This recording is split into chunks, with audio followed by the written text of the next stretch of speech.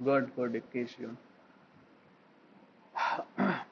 योग दर्शन, इसके जो प्रणेता रहे हैं आप लोगों को पता है उनका नाम? पता है ना? पता होगा। अच्छा मैं रुक रहा हूं, जरा कमेंट करें, नाम बताएं मुझे। कमेंट कर लिया होगा आप लोगों ने ना। इनके जो प्रणेता हैं योग दर्शन के वो हैं पतंजलि। कौन है? पतंजलि, महर्षि पतंजलि। प्रोडक्ट आते हैं ना पतंजलि के, पतंजलि। इसमें क्या है योग दर्शन में? योग दर्शन में जो योग की जो प्रचलित पद्धतियां हैं, योग की प्रचलित जो पद्धतियां हैं, क्या कह रहे हो यार?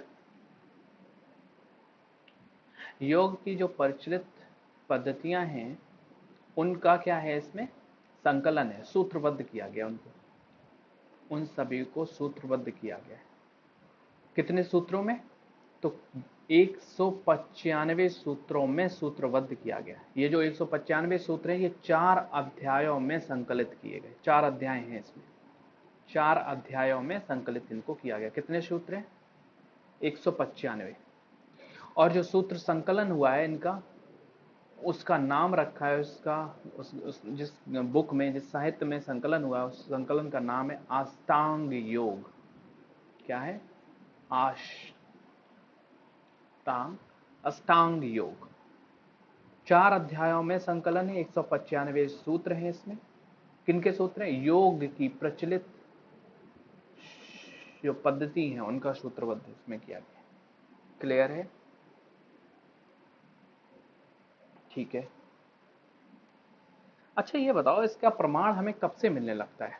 कुछ एक आइडिया दे सकता है कोई मुझे, कुछ अपना दिमाग लगा के कि शायद है? मैं एक शायद पे लेके चल रहा हूँ ना, शायद, शाहिद नहीं, शायद, शायद पे लेके चल रहा हूँ कि आप लोगों को शायद कुछ आइडिया हो, आप लोग कुछ बता सके कि, या कुछ आपके दिमाग में विचार आ रहे हैं तो विचार ज़रा मुझे स्पष्ट करें तो आपको पता चलेगा। चलो खैर, हाँ, तो हमारे सामने जो इसका प्रमाण मिलता है, आप लोग याद करने की कोशिश करो हड़प्पा में। जब हम लोग हड़प्पा पढ़ रहे थे उसमें आपने देखा एक मुद्रा, मतलब एक जो है मोहर मिली थी, उस मोहर में एक योगी की मुद्रा में, महायोगी की मुद्रा में एक व्यक्ति की मुद्रा हमें मिली, मोहर मुझे मिली है। वो किसकी मुद्रा में बैठा है? योगी की मुद्रा में बैठा है। योगी की मुद्रा में बैठा ना, तो कहीं ना कहीं ये योग से जुड़ा हुआ मुझे मिलता है। तो यानी मैं कह सकता हूं कि शायद है कि हड़प्पा में जो है ये जो दर्शन है, योग दर्शन, जो योग की पद्धतियां हैं, कि शायद वहां पे प्रचलित रही होंगी, तभी तो वो इस मुद्रा में बैठा है। इसके बाद जो हमें इसके प्रमाण मिलते हैं वो उपनिषदों में मिलते हैं। उपनिषद, उपनिषदों से मिलते हैं। आपको एक उपनिषद पता है? मैं बता रहा हूं, श्वेताश्वर। श्वेताश्वर, श्वेताश्वर उपनिषद, श्वेताश्वर उपनिषद। श्वेताश्वर उपनिषद में कहा गया है कि तीनों को, आप सुनना इसको, तीनों को, तीनों कौन बताते हैं अभी, तीनों को ऊंचा उठावें, ऊंचा उठावें और स्थिर करें, स्थिर करें। सीधा उठावे स्थिर करें, नहीं सीधा रखें उसको। तीनों को, तीनों मतलब वक्ष, वक्ष मतलब हृदय, हृदय से ऊपर का भाग, कंधे वगैरह, कंधे, सीना और सिर। सिर, वक्ष और सीना, इन तीनों को ऊपर उठावें और सीधा रखें, ये बात कही गई श्वेताश्वर में। तो कहीं ना कहीं ये योग से जुड़ा हुआ तथ्य है। ठीक है। जो दूसरे एक उपनिषद है, काफी प्रसिद्ध भी है, कठोपनिषद। कठोपनिषद, इस कठोपनिषद में जो योग शब्द है वो इस तरह से आया है, इंद्रियों, इंद्रियां आपको पता है 5 होती हैं, 5 इंद्रियां, इंद्रियों प्लस शरीर के अंगों, शरीर के अंगों को निश्चल करके, निश्चल मतलब, निश्चल मतलब बिल्कुल ढीला छोड़ के, निश्चल करके फिर इन इंद्रियों पर नियंत्रण करना ही योग है। फिर इन इंद्रियों पर नियंत्रण करना ही योग है। ठीक है, ये कहा गया कठोपनिषद में, मतलब इंद्रियों और शरीर के अंगों को निश्चल करके, निश्चल करके इन पर नियंत्रण रखना ही योग है। ठीक है, तो ये चीजें मुझे कहीं ना कहीं पहले से योग के बारे में अवधारणाएं देती हैं। तो इसका मतलब मैं कह सकता हूं कि योग इससे पहले आ चुका था, यानी इससे पुराना योग हो सकता है योग दर्शन में जो बातें कही गई। ठीक है, जो आप लोगों ने पीछे के दर्शन, अभी आपने जितने भी पढ़ लिए पीछे के दर्शन, इन पीछे के दर्शनों में आपको क्या क्या चीजें मिलती हैं, क्या क्या चीजें कही, क्या बात कहा, ज्ञान पर बल की बात कही कि ज्ञान पर बल दिया गया ना। इनका जो बल है, पीछे के दर्शन जो आपने पढ़े हैं, उन पर जो बल है वो किसका दिया है, सबसे ज्यादा फोकस किस पे रखा गया, ज्ञान पर। और ज्ञान से ही क्या करना है, इनको सत्य प्राप्त करना है, सत्य को प्राप्त करना है ना, तर्क वितर्क, सत्य को प्राप्त करना है। अब ये दोनों चीजें, जो ज्ञान पर बल है, सत्य को प्राप्त करना है, लेकिन कैसे सत्य को प्राप्त करना है, पतंजलि ने कहा है सत्य को प्राप्त करना है लेकिन प्रैक्टिकली, ज्ञान को व्यावहारिक रूप में यूज करके, प्रयोग करके, ज्ञान को व्यावहारिक रूप देके। और कैसे व्यावहारिक रूप कैसे दे सकते हैं, व्यावहारिक रूप दे सकते हैं योग पद्धति से, योग पद्धति से व्यावहारिक रूप दे सकते हैं। किससे दे सकते हैं, योग पद्धति से व्यावहारिक रूप देकर हम ज्ञान को या सत्य को प्राप्त कर सकते हैं, ईश्वर को प्राप्त कर सकते हैं। इनके अकॉर्डिंग ईश्वर कुछ और है ना, कोई बात करते हैं, यानी ये ईश्वरवादी हैं कौन, वैदिक योग दर्शन वाले पतंजलि, ईश्वरवादी। तो हम लोग देखते हैं सबसे पहले इसमें कहा क्या गया, सबसे पहले इसमें तो योग की जो परिभाषा है, योग वो आज का योग मतलब है तो वही, पर वो देखो योग जो हम लोग करते हैं उससे पहले कई एक चरण होते हैं, तब हम योग पे आते हैं। पहले उन चरणों को पूरा करना पड़ता है, तब हम योग करना सीखते हैं, प्राणायाम जिसे कहते हैं, फिर हम योग पे आते हैं। योग तो बहुत बाद की अवस्था है, हमें पहले जो चीजें हैं वो देखनी। वो पहले कौन सी चीजें धीरे से आएंगी अभी, धीरे धीरे। तो योग की जो परिभाषा इसमें दी गई है, ये कभी कभी एग्जाम में पूछा जाता है ना, योग की जो परिभाषा है वो है, अब आज से योग की परिभाषा क्या देना है, सूर्य नमस्कार। सुनो सुनो, वो तो आसन है यार, वो आसन है। देखो इसमें देखो योग की जो परिभाषा है, अब आप लोग योग की परिभाषा ऐसे ही देंगे, किसी को बताना है योग क्या, तो कोई पूछता है योग क्या, तो आप कहेंगे योगस्य, योगस्य चित्त वृत्ति, योगस्य चित्त वृत्ति निरोध, योग चित्त वृत्ति निरोध, ये योग की परिभाषा, द डेफिनेशन ऑफ योगा। योगस्य चित्त वृत्ति निरोधा, इसका मतलब ये है कि योग जो है, योग चित्त की वृत्तियों, चित्त की वृत्तियों का निरोध है। अभी बताते हैं चित्त और वृत्ति क्या है। योग जो है वो चित्त की वृत्तियों का निरोध है। मोटे तौर पर जो चित्त हैं, अगर आपको जानने का बहुत ज्यादा इच्छा है तो हम लोग लास्ट में इसका डिस्कस कर लेंगे ना, अभी हम लोगों पहले कंप्लीट इसको कर लें। चित्त हम लोग जो है होते तो वैसे 5, मैं आपको 3 बता रहा हूं, सत्व, रजस और तमस। सत्व, रजस और तमस, ये चित्त होते हैं। सत्व जो होता है, जो मतलब आपने देखा होगा, जो ज्यादा सुखी जो रहता है, उत्साहित जो रहता है, उसके अंदर सत्व गुण होते हैं। रजस गुण वो होता है जिस जो मतलब लग्जरियस लाइफ जीता है, जैसे जो है उसको ऐसे कपड़े, ऐसे जो सत्व वाला होगा ना उसको ऐसे कपड़े पसंद आते हैं, सफेद कपड़े, ये थोड़े लाइट कलर के ना, लाइट। और डार्क कपड़े पसंद आते हैं रजस वाले, लाल पहने घूम रहे हैं एकदम से रेड, लाल और राजा वाला जीवन, ये लाओ वो लाओ चीजें। तो ये रजस्व गुण होता है उसके अंदर। और जो तमस गुण होता है, ये तो तमसी है, कहते हैं इसको, अंधकार भी बोलते हैं। अंधकार, अंधेरा। तमस मतलब होता है अंधेरा। मतलब ये एकदम से मैं कहूं कि भोग विलास में, भोग विलास में रहता है ये हमेशा। ठीक है, भोग विलास मतलब लोभ करेगा, आलस करेगा, लोभ करता है, आलस करता है, भ्रम में जीता है। आलस, निद्रा, निद्रा इसका जो है मेन काम है। उसको कलर कपड़े कौन से पसंद आते हैं, मतलब ये एक वैसा जनरल बात बता रहा हूँ, ऐसा नहीं होता कि ऐसा ही होता है। मतलब जो इसमें बताया गया वो मैं बता रहा हूँ। इसको काले कलर के कपड़े ज्यादा पसंद होते हैं, ब्लैक, ब्लैक कलर के। तो देखो ना, हमारी संस्कृति तो ऐसी है ना, जब हम लोग कहीं जाते हैं, कुछ शुभ काम करने जाते हैं, तो सफेद कपड़े पहनते हैं, ना कि काले कपड़े पहन के बैठते हैं। बैठते हैं कभी? यज्ञ कर रहे हैं, हवन कर रहे हैं, आप लोगों के घर में होते भी होंगे, तो आप लोग कभी काले कपड़े पहन के बैठते हैं? नहीं ना। कैसे पहनेंगे? सफेद, लाइट कलर। तो कहीं ना कहीं ये जो योग की जो वृत्तियां, इनकी वृत्तियां जो हैं, वृत्तियां क्या होती हैं इनकी? ये तो चित्त हो गए, वृत्तियां हैं मन। मन हो गया, बुद्धि हो गई, बुद्धि, मन हो गई, बुद्धि हो गई, और अहंकार, एक तरह से अहंकार। इनमें लहरें उत्पन्न होना।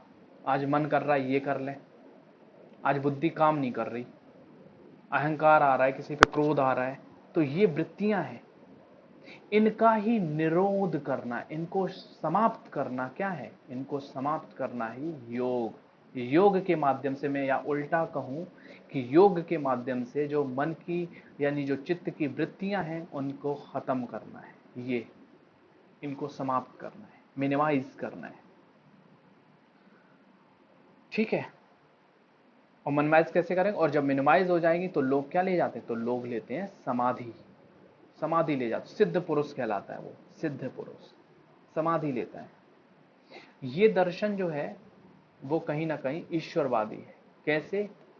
क्योंकि इसने जो बात कही है ध्यान की, ध्यान लेकर जो समाधि करते हैं, जो समाधि, समाधि किसकी करते हैं? समाधि जो है ध्यान, ध्यान पहले की चरण है, समाधि बाद का है, तो ध्यान करेंगे ईश्वर का। ईश्वर का ध्यान करते हुए समाधि लेना है। तो देखो जरा, ये बात किसकी कर रहे हैं? ईश्वर की। तो ये कहीं ना कहीं ईश्वरवादी के निकट ये अपने आप की निकटता को दर्शाता है। ठीक है। तो ये कहीं ना कहीं तुम्हारा योग दर्शन है। इसमें जो बात की गई है एक बहुत ही इंपॉर्टेंट है, अष्टांगिक योग की। और ये वाला दर्शन कहीं ना कहीं बौद्ध दर्शन के निकट आता है ना, बौद्ध दर्शन की चीजें भी यहीं से ली गई। अष्टांगिक, अष्टांगिक योग, जिसे अष्टांग योग भी कहते हैं। आपने ये पीछे देखा ना एक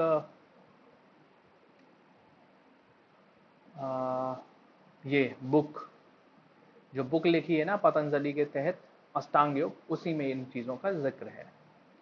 अष्टांग योग जैसे कि शब्द है अष्ट, अष्ट मतलब क्या होता है? आठ। आठ, यानी मैं कह सकता हूं योगाभ्यास के, योग अभ्यास करने के 8 अंग हैं। अंग है ना, अष्टांगिक, तो 8 अंग हैं। तो वो कौन कौन से 8 अंग हैं वो देखना है, और ये पता भी होने चाहिए। ठीक है, पता भी होने चाहिए। अष्टांगिक योग में 8 जो अंग हैं वो कौन कौन से हैं? क्लियर? पहला है यम, पहले मैं लिख दे रहा हूं, यम, संयम, यम है, फिर नियम है। यम,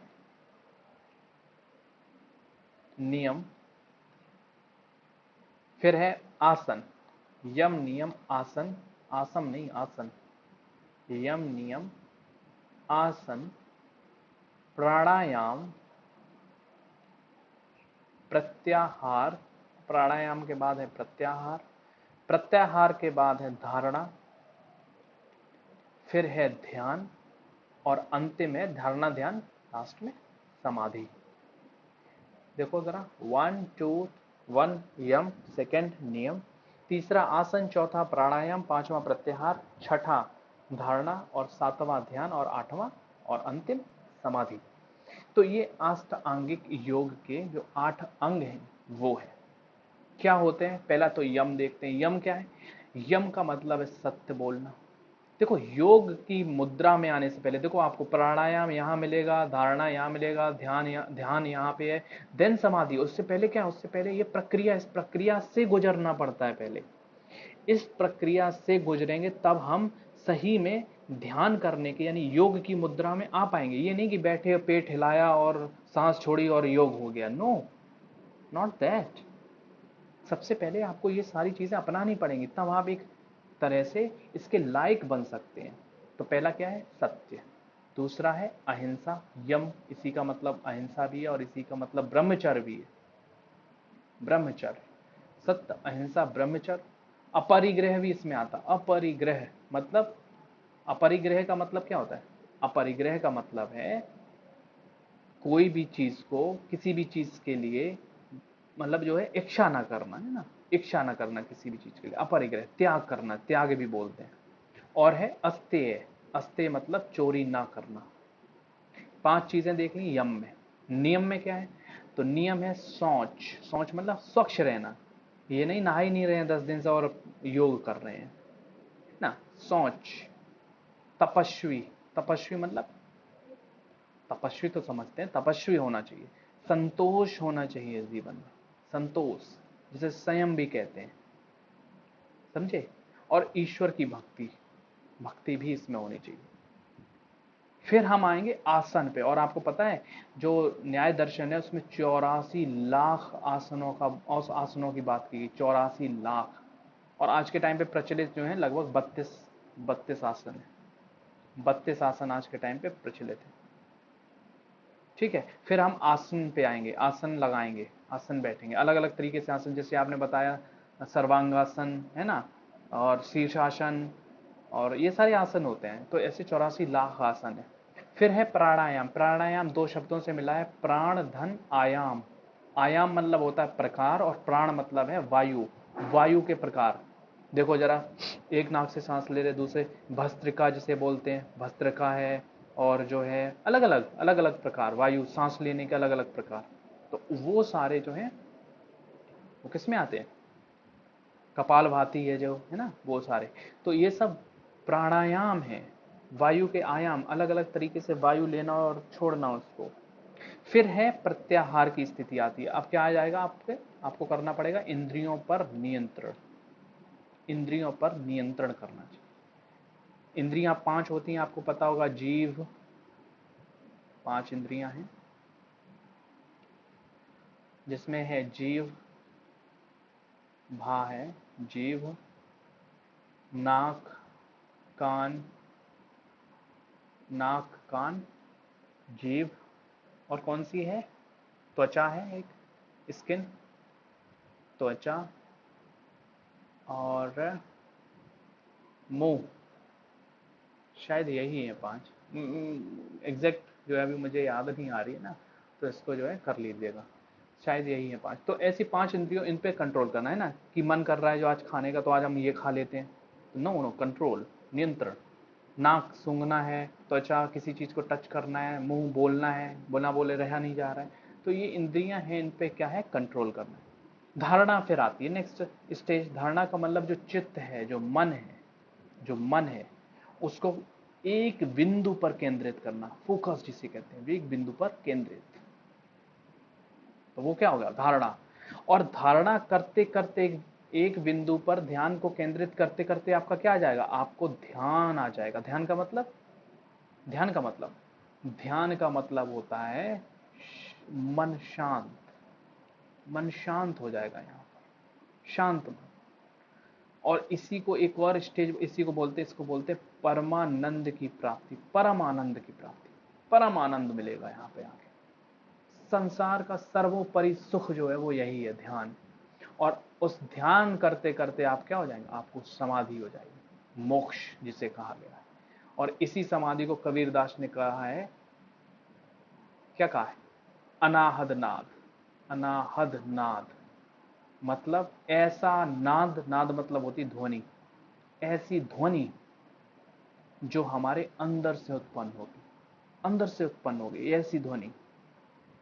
और वो किससे, क्या करते करते? ध्यान करते करते। तो ऐसे हमने अष्टांगिक योग में 8 योग, मतलब जो 8 अंग हैं वो देखे। यम है, नियम है, आसन है, प्रत्याहार है, प्राणायाम, फिर प्रत्याहार, धारणा, ध्यान, समाधि। तो ये सारी चीजें जो हैं योग के, अष्टांगिक योग को दर्शाते हैं और योग दर्शन